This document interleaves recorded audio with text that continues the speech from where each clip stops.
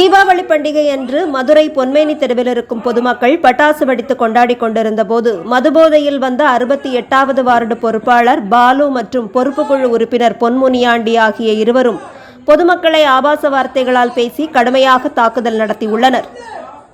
திமுகவை சேர்ந்த பிரமுகர்கள் இருவரும் பொதுமக்களை தாக்கும் காணொளி தற்போது ஊடகங்களில் வைரலாகி இருக்கிறது.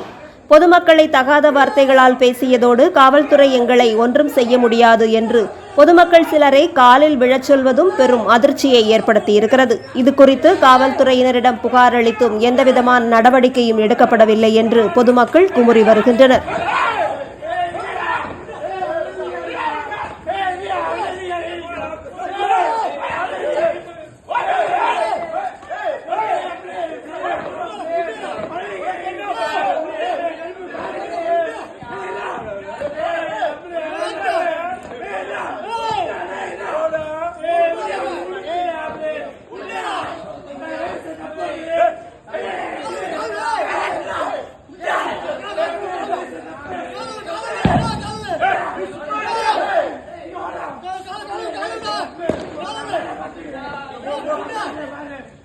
Hey!